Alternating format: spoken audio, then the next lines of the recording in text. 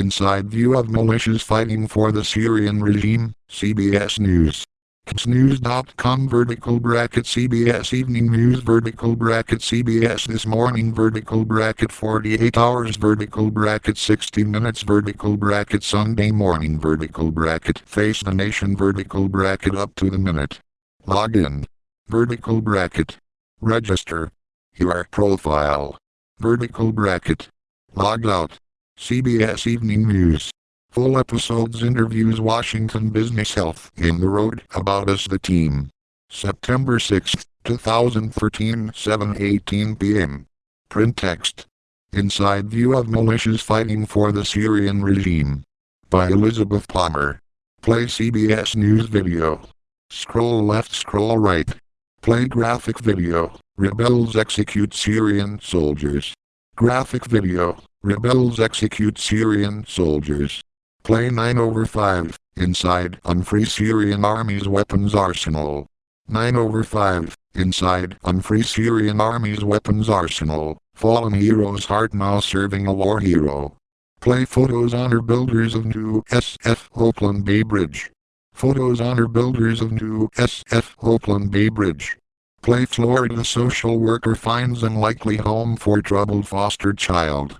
Florida social worker finds unlikely home for troubled foster child. Play preview. Social worker proves there's a home for every. Preview. Social worker proves there's a home for every child. Play scope of U.S. strike in Syria appears to be. Scope of U.S. strike in Syria appears to be widening. Play congressional leaders quiet in looming Syria vote. Congressional leaders quiet in looming Syria vote. Play most high-tech sailboats ever made could also be most dangerous. Most high-tech sailboats ever made could also be most dangerous.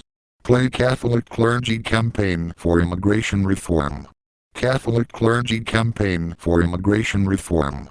Play Syrian militia fighters see U.S. strike would be start. Syrian militia fighters see U.S. strike would be start of World War III. Play notebook, banks. Notebook, banks. Play area near Fukushima remains a nuclear danger zone. Area near Fukushima remains a nuclear danger zone. CBS News, Damascus, President Obama is opening a new front in his battle to get Congress to authorize military action against Syria. He is taking his case directly to the American people. The president said on Friday that he will address the nation from the White House on Tuesday.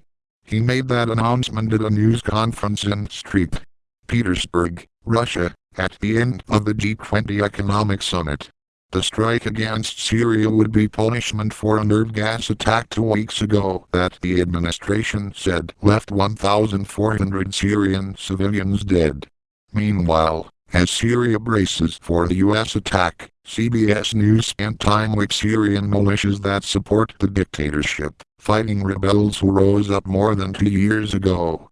Here's how the Syrian government doubled the size of its fighting force in less than a year. It issued guns and bullets to civilians. Number of extremist rebels difficult to determine in Syria. Rare glimpse of a Syrian rebel weapons storehouse.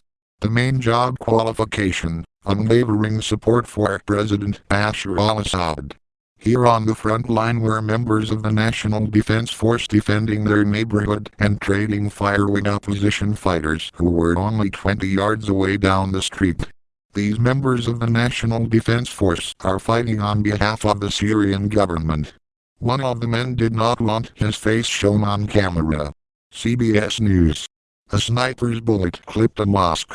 The fighters thought they'd spotted him and opened up.